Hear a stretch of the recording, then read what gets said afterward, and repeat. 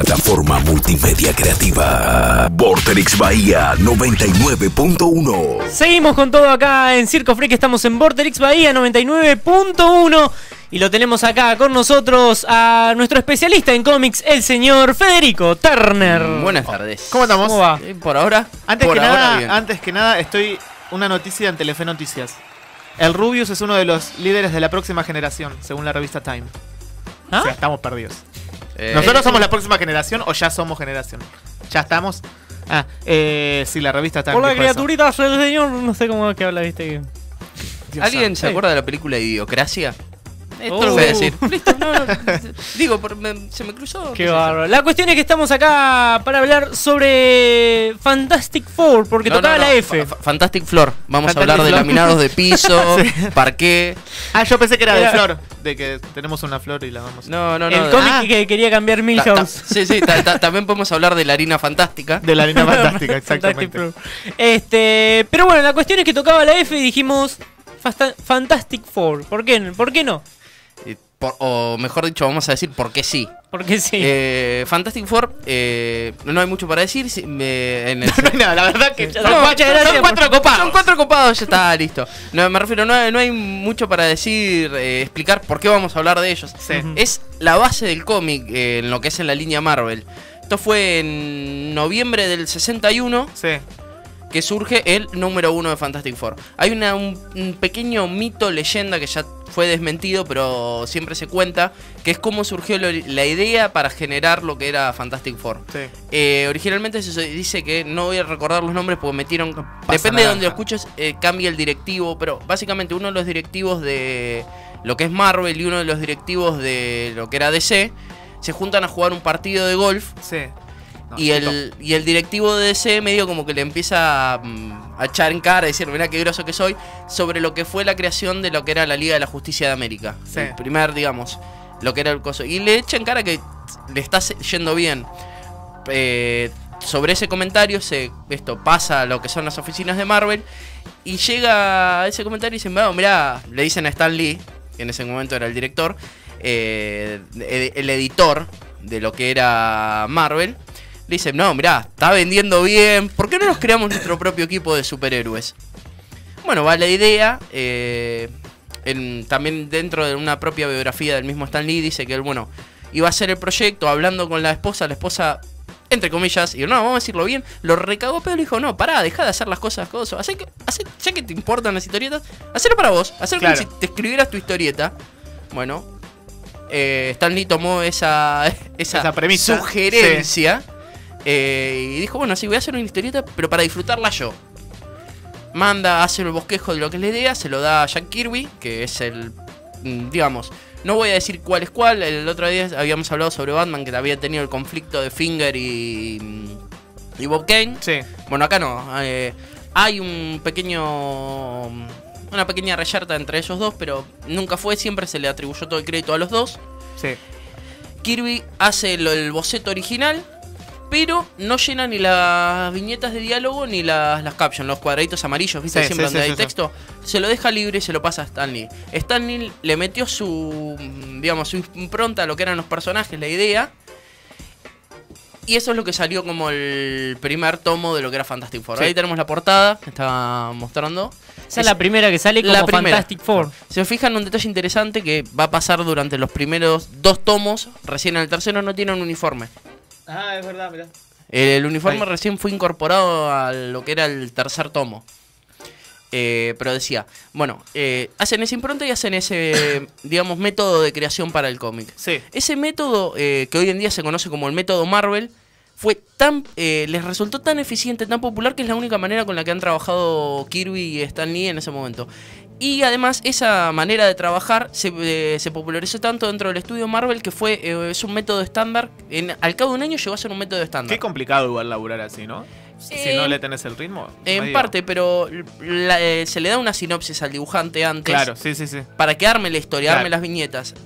Esto, digamos, le da un tono más acorde, porque no estás forzado a hacer un dibujo basado en un diálogo, en un libreto, en una situación particular. Claro, si en una idea general vas creando y...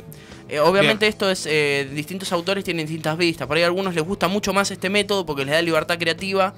Otros se pierden más, dicen que tienen tantas posibilidades que no saben más o menos para dónde encarar, que sea de gusto del autor de la historia. Pero bueno, volviendo sobre este tema. Ese cómic original, ese Fantastic Four, fue tan popular que Stan Lee estaba pensando en retirarse en ese momento. Pero debido al éxito que tuvo... ¿Cuántos años tiene Stan Lee? Como 165 años, porque... Te puedo decir que fácil 80. ¿Ya estaba pensando en retirarse? De la línea de lo que era cómic, no retirarse, sí, para jubilarse. Sí. Cabe señalar también que la mayoría de los trabajos que hacía eran publicaciones de historietas muy de la época, de esa época, donde era todo más lineal, historias que empiezan y terminan en el mismo tomo. Sí. Entonces era más, y te hacía publicidad, anuncios, era, viste, como decir, bueno, un trabajo monótono, y dijo, bueno, voy a retirarme a ver qué hago. Le gustó tanto lo que fue la aceptación que tuvo el cómic que, bueno, se retractó inmediatamente, gracias a Dios, para lo que significa el mundo del cómic, claro, el aporte de Stan Lee. Pero bueno, volviendo un poquito al tema con esto. Lo que presentaba, que lo hizo tan popular al cómic original, fue que agarró y dijo, bueno, esto es la historia de superhéroes hasta ahora, bueno, yo voy a hacer algo que me llega a mí, con lo que me puede identificar. Entonces presentó una familia de superhéroes que era disfuncional. O sea, no era, somos los singles, todos contentos y vamos a pelear contra el crimen. No, se peleaban entre ellos, discutían por boludeces, a veces se peleaban mal por temas importantes o no. No se puso a decir, color de rosa. Todo correcto, claro. Además de todo esto, de lo que es el tema de la familia disfuncional, él le puso impronta de cosas, de situaciones más realistas. Por ejemplo, siempre lo cuenta, y hay una biografía, no recuerdo, que se hizo por el aniversario, donde Stan Lee habla y dice que él, por ejemplo, él veía en los cómics y el pibe tenía un Mustang, el superauto de la época. Sí. O sea, salía un BMW y le dan un BMW al personaje. Y él dijo, no, es un pibe común, o sea, no tiene... Claro, Entonces le puso un Chevy, me parece, que menciona bien en esta entrevista el coso. Y le puso un Chevy, y bueno, la gente se identificaba con eso. Eso lo hizo que el cómic tuviera una aceptación muy alta entre lo que era los jóvenes de esa época. Claro. Además, también tocaba los temas las dramáticas, era más... Era entre místico, más mitológico, más fantástico, pero también con bases de ciencia, entonces se gustó. De hecho, una de las cosas que más le llamó a Stan Lee fue que tenía muchísima aceptación en que eran los campus universitarios. Desde lo que se leía, claro, mucho era... Y bueno, son los dos científicos, o sea que... Sí, básicamente eso es. Pero bueno, a una revisión bien cortita todo el mundo conoce a los Cuatro Fantásticos, pero vamos a ir con un par de digamos, una introducción formal, el clásico Orígenes. Claro. Bien, que siempre lo vemos en cualquier reboot. Los cuatro son científicos, básicamente. Lo que ocurre es, Reed consigue un plan para hacer una exploración espacial, para hacer una investigación en espacio. Se junta, obviamente lleva a Sue, también científica, el hermano de Coso, que quedó enganchado. ¿Qué onda? Era un pibe, pero que quedó enganchado ahí en el viaje. Y lo va a buscar a Ben Grimm, que era un ex compañero, era su compañero de cuarto en la universidad. El tipo era totalmente popular, había sido una estrella de fútbol universitario. Además era un piloto, tenía formación militar, era un piloto muy hábil. Entonces lo lleva a él para que sea el piloto precisamente de la nave. Bueno, obviamente tiene una exposición a rayos cósmicos, eso está bastante bien adaptado en la película, es una de las pocas cosas buenas que se puede decir de las películas. No puede ser que no la atinen con las películas de Los Cuatro Fantásticos. Ahora ya voy a ir sobre ese punto, por qué no y por qué sí, pero bueno. Bien. Tienen este accidente y tienen esa exposición donde todos adquieren los que son los superpoderes. Tenemos... ¿Qué pasó? ¿Qué es eso? No sé Esto se fue tu celular. En fin. Pero bueno, volviendo diciendo, el señor fantástico, Reed Richards, que tiene los poderes de estirarse, cambio de forma. Tenemos la mujer invisible, lo mismo, también gana precisamente hacerse invisible, también proyectar campos de fuerza. Lo que es la antorcha humana, que es prenderse fuego y volar. Sí, también. Se puede convertir en fuego o puede ser el Capitán América. Pero el punto más álgido, más, digamos, importante para esto es lo que le pasa a la Cosa. De ser un personaje que era súper popular, súper querible, era...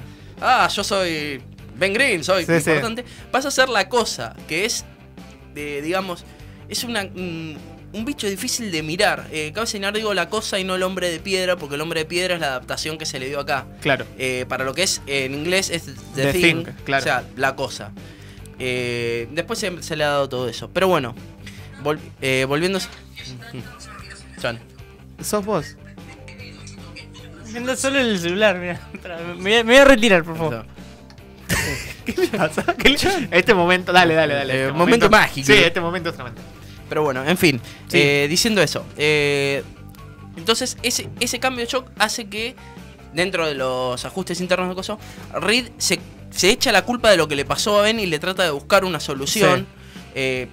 Sobre todo esto van pasando un montón de cosas que siempre generan esos conflictos. Sí. La relación entre Sue Storm y Reed Richards, que es, como decía, ya disfuncional, tienen momentos de pareja, momentos donde se pelean, es medio raro. Pero bueno, siguiendo sobre todo esto, veamos, las historias en sí originalmente empezaron a ser pequeñas historias como eran los cómics en ese momento. Sí. Una historia que empezaba y terminaba el mismo cómic, algún antagonista, algunas cosas. Pero empezamos a ver, a lo largo de ese trama, empezaron a haber dos villanos recurrentes, que son Namor, y más que villano, antagonista, vamos a decir, porque Namor termina siendo bueno, es un antihéroe, es difícil de explicar. Para el que no sepa quién es Namor, viene a ser el Aquaman de Marvel. Pero no tiene la publicidad negativa que tuvo Aquaman, el podercito fantoche de hablar con los animales, sino que simplemente era un cabronazo que le pegaba todo lo que se movía. Y no es tan querible igual, me parece. No. Aquaman es mucho más carismático. Es más carismático. Namor es más seco. Igualmente, el Aquaman... Muchas características, muchos personajes de Marvel tienen esas características. Hay muchos que son como muy... Y en DC... no hay tantos, me parece. Ahí estamos viendo lo que es la primera serie animada de Hanna-Barbera, que respetaba bastante bien lo que eran los cómics en ese momento. Cabe señalar que hay que hablar de un cómic de los 60. Claro. Que estuvo, digamos, bajo la dirección de Stan Lee hasta casi los 80. 80-90 empezó a mutar un montón lo que era el cómic. De hecho, la formación de los Cuatro Fantásticos fue cambiando. Uno habla de los Cuatro Fantásticos y siempre se imagina estos cuatro. Pero diversas tramas que yo no soy seguidor de la serie, no he leído muchos cómics, pero... De hecho, hasta Spider-Man fue parte de los Cuatro Fantásticos. ¿Quién más fue? She-Hulk.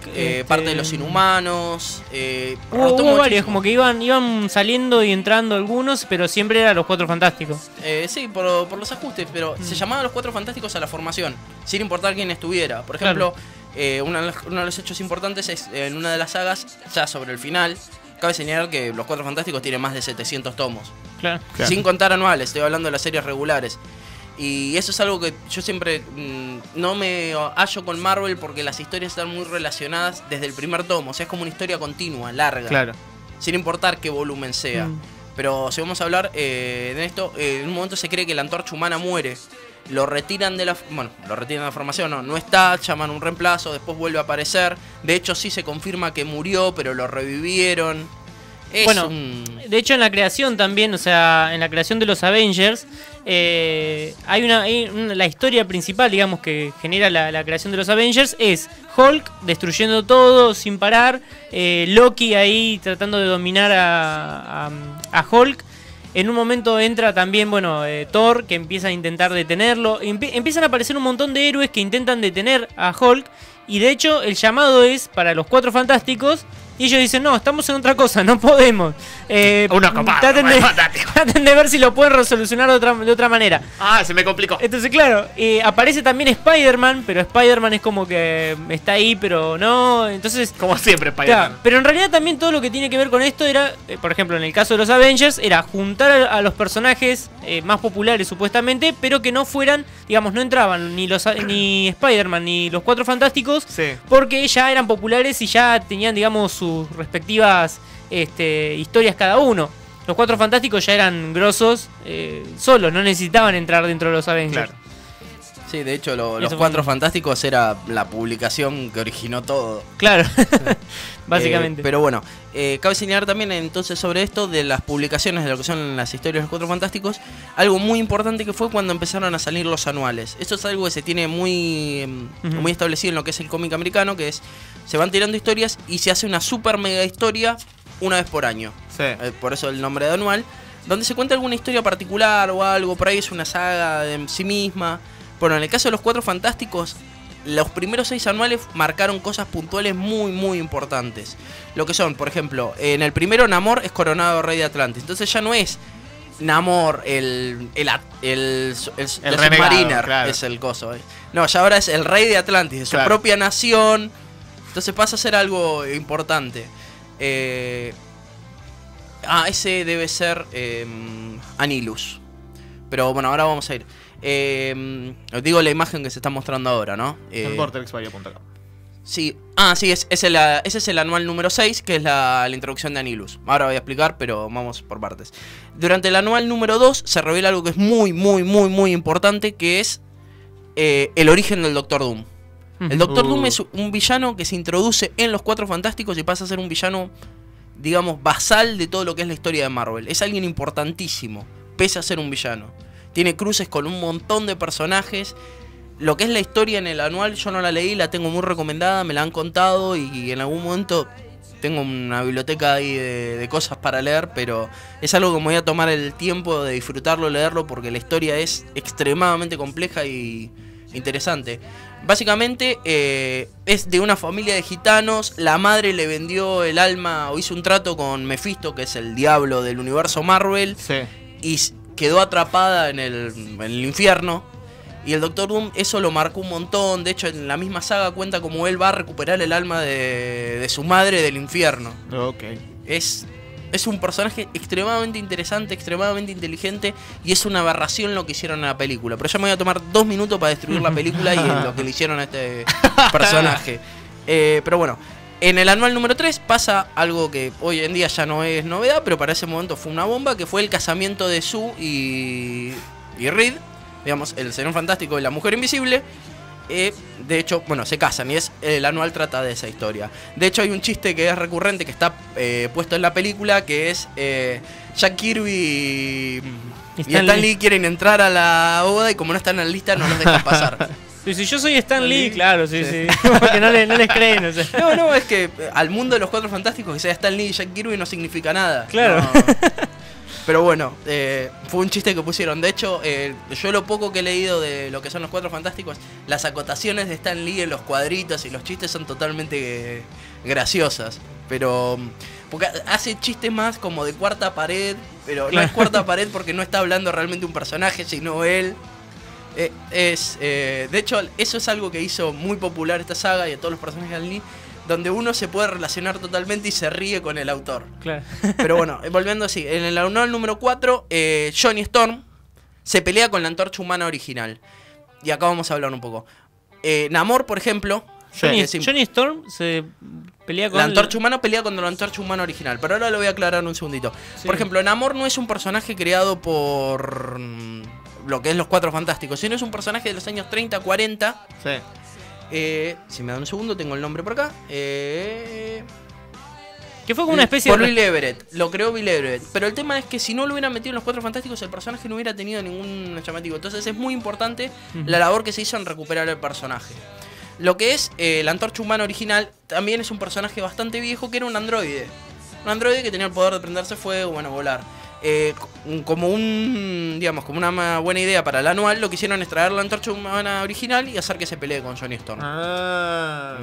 En el anual número 5, Sue Storm está embarazada.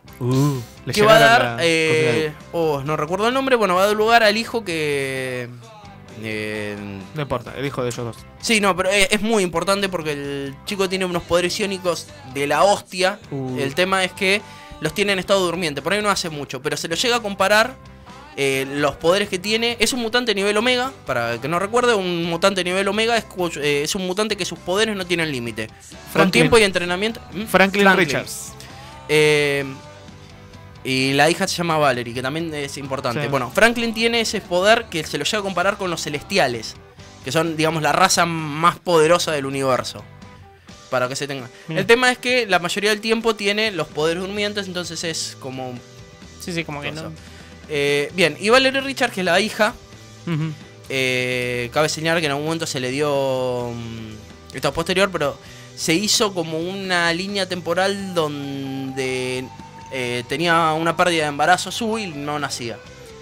Pero bueno, esta chica tiene el nivel del intelecto al nivel del Señor Fantástico. Esos son los dos hijos que tienen, que son bastante importantes para enseñar. Y en el número 6 aparece Anilus por primera vez, que es el señor de la zona negativa.